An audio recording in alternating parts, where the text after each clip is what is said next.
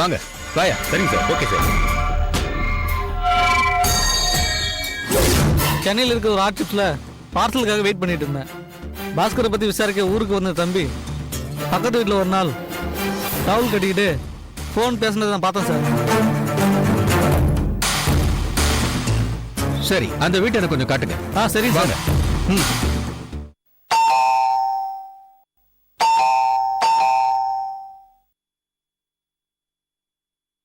யார் நீங்க? நான் டாக்டர் வாணி சந்து. என்ன விஷயம் வந்திருக்கீங்க? ரவிசங்கர் சார பார்க்க வந்திருக்கேன். உள்ள வாங்க.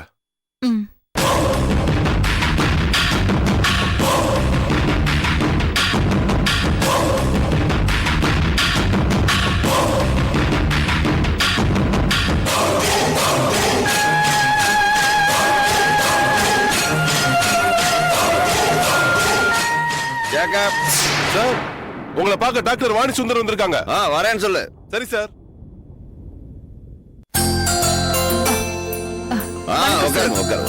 ப்ளீஸ்.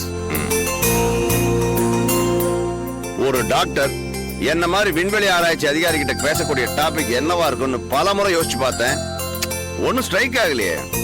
பெட்டர் நீங்களே சொல்லுங்களேன்.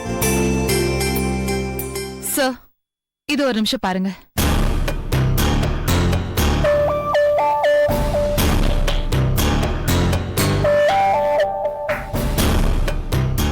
போட்டோல இருக்கிற பொண்ணு பேரு பவானி. ஊர் தர்மபுரி பக்கத்துல இருக்கிற காடாம்பாறைங்கிற கிராமம். இன்னும் கல்யாணம் ஆகல. இந்த பொண்ணுக்கு ஒரு விசித்திரமான வியாதி. இவளோட கண்கள்ல இருந்தும் மூக்கு துவாரங்கள்ல இருந்தும் காதுகள் வழியாகவும் கடக மாதிரி கல்லு சைஸ்ல ஏதோ ஒண்ணு வெளிவருது. என்னது?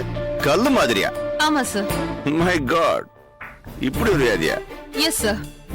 இந்த விசித்திரமான வியாதிக்கு என்ன காரணமா இருக்கும்னு ஒரு மாசமா நானும் தீவிரமா ரிசர்ச் பண்ணிட்டு இருக்கேன். ஸ்பெஷலிஸ்ட் டாக்டர்ஸ் பல பேர்கிட்ட கன்சல்ட் பண்ணியும் பார்த்துட்டேன். யாருக்கும் ஒண்ணும் புரியல.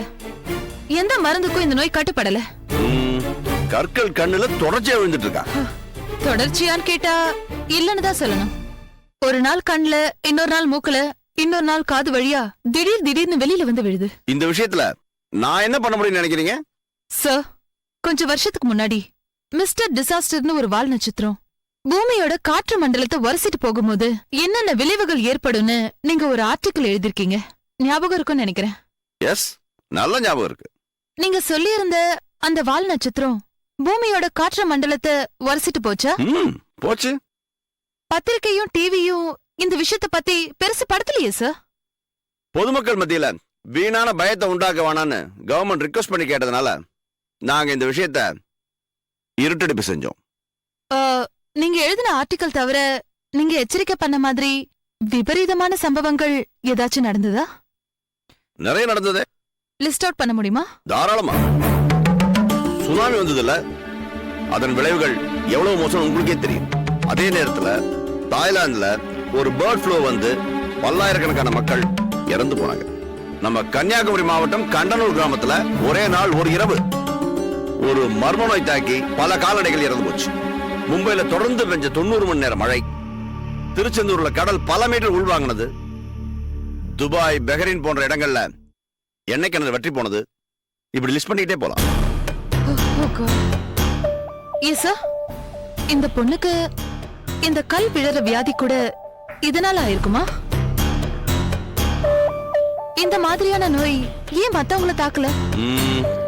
நீங்க ஒரு உண்மையை புரிஞ்சுக்கணும் டாக்டர். நம்ம உடல் பஞ்சபூதங்களால் ஆனது. ஏன் நாமளே கூட ஒருத்தர் ஒரே மாதிரி இருக்குதுல பாத்தீங்களா? வெளியே இருக்கிற நீர், நிலம், காற்று, ஆகாயம், நெருப்பு ஆகிய பஞ்சபூதங்களும் நம்ம உடம்புக்குள்ள இருக்கிற பஞ்சபூதங்களோட தொடர்ந்து ஒரு போராட்டம் நடத்திக்கிட்டே இருக்கு. அந்த போராட்டத்துல வெளியில இருக்கிற பஞ்சபூதங்கள் ஜெயிச்சிட்டா மனுஷன் நோயில வாழறான். நமக்குள்ள இருக்கிற பஞ்சபூதங்கள் ஜெயிச்சிட்டா நாம ஆரோக்கியமா வாழறோம். அந்த கண்ணுல கல்லு வேற குறைபாடு சொன்னீங்க இல்லையா? அது கூட ஒரு வகையில போராட்டம் தான். அந்த பொண்ணுக்கு குறைபாடுகள் அதிகமா இருந்ததுனால நோய் உள்ள தங்கிருச்சு. ஏதோ நமக்கு தெரிஞ்சு போச்சு. இன்னும் எவ்வளவு பேர் வெளியே சொல்லாம இத தெரியாம இருக்காங்களோ. சார், இந்த மாதிரியான இயற்கை சம்பந்தப்பட்டதால உருவாகிற நோய்களை குணப்படுத்த வானவியல் ரீதியா ஏதாவது வழி இருக்கா? இல்ல. இன்னொரு டவுட். சொல்லுங்க. வால் நட்சத்திரம் பூமியோட காற்று மண்டலத்தை உரசிக்கிட்டு வந்து சில வாயுக்களும் தாதுக்களும் பூமியில வந்து விழற வாய்ப்பு இருக்குன்னு உங்க ஆர்டிக்கல்ல சொல்லிருக்கீங்க. ஆமா, அது என்னென்ன தாதுக்கள்னு தெரிஞ்சுக்கலாமா? தாராளமா. அது பூமியில் இல்லாத தாதுக்கள். மொத்தம் 4 வகை. முதல் வகை சிலேனியம், இரண்டாவது அட்டேசியம், மூணாவது பொலிரைட், நாலாவது ஜால்கோட்டியம். இந்த 4 வகை தாதுக்களுமே இப்போ பூமியோட காற்று மண்டலத்துல கலந்திருக்கிறதா நீங்க நினைக்கிறீங்களா?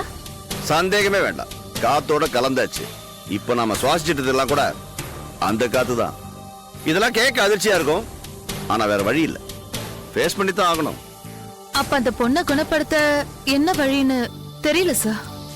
எனக்கும் தெரியல, ஆனா ட்ரீட்மெண்ட் கொடுக்கறதுக்கு முன்னாடி அவ கண்ல இருந்து வேற ஒரு கல் எடுத்து டெஸ்ட் பண்ணி பார்க்கலாம். அந்த கல்லுல பை சான்ஸ் வால் நட்சத்திரத்திலிருந்து விழுந்த தாது பொருட்கள் இருந்தா கண்டிப்பா அந்த பொண்ணோட நோயை குணப்படுத்த முடியாது. அப்படி இல்லாம போனா எஸ், நீங்க ட்ரீட்மெண்ட் ஆரம்பிக்கலாம். சார், பூமியோட காற்று மண்டலத்தை உரசிட்டு போன அந்த வால் நட்சத்திரத்தை பத்தி நீங்க இவ்வளவு டீடைல் சொல்றீங்க. பட் மத்த நாட்டு விஞ்ஞானிகள் யாரும் இத பெருசா பொருட்படுத்தல, மதிக்கல. யாருமே இத பத்தி பேச மாட்டேங்கிறாங்க, சாதாரண விஷயமா நினைக்கிறாங்க. அதனால எது உண்மை எது பொய்ன்னு மக்களுக்கு ஒரே குழப்பமா இருக்கு சார். நம்ம நாடு ஒவ்வொரு வருஷமும் விஞ்ஞானத்துல ஏதாவது ஒரு சாதனை பண்ணிக்கிட்டே தான் இருக்கு. மற்ற நாடுகளால அதை பொறுத்துக்க முடியல. குறிப்பா வானிலை ஆராய்ச்சியில நம்ம நாடு பல படிகளை தாண்டி அமெரிக்கா பக்கத்துல போயிடுச்சு. ஆனா அது இன்னும் நடக்காத மாதிரி அந்த நாடு சும்மா நடிச்சுக்கிட்டே இருக்கு. சார், இன்னொரு விஷயம், வால் நட்சத்திரம் பூமியோட காற்று மண்டலத்தை உரசிட்டு போகும்போது 4 வகையான தாதுக்கள் அந்த வால் நட்சத்திரத்துல இருந்து பூமியில எங்கேயாவது விழுந்திருக்கும்னு சொன்னீங்க. அது எங்கேயாவது எப்படியாவது விழுந்திருந்தா நம்ம நாட்டு வானியல் வல்லுநர்கள் கண்டுபிடிச்சிருப்பாங்க இல்லையா? அத பத்தி உங்களுக்கு ஏதாவது தெரியுமா சார்? இல்ல. என்ன சார், இவ்வளவு நேரம் உண்மையே சொல்லிட்டு இருந்த நீங்க இப்ப முதல் தடவையா இப்படி ஒரு பொய் சொல்றீங்க? பொய்யா? ஆமா, பொய் தான். என்ன சொல்றீங்க? ஆமா சார், டிசாஸ்டர்ங்கிற வால் நட்சத்திரம் பூமியோட காற்று மண்டலத்தை உரசிட்டு போகும்போது வால் நட்சத்திரத்துல இருந்த தாதுக்கள் கீழே பூமியில விழுந்தது.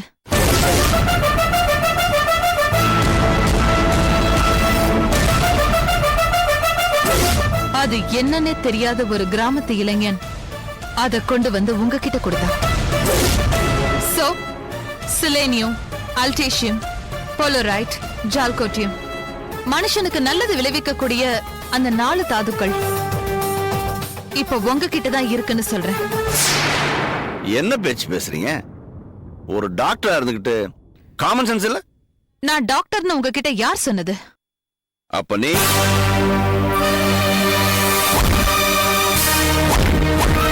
சந்திரோதயா.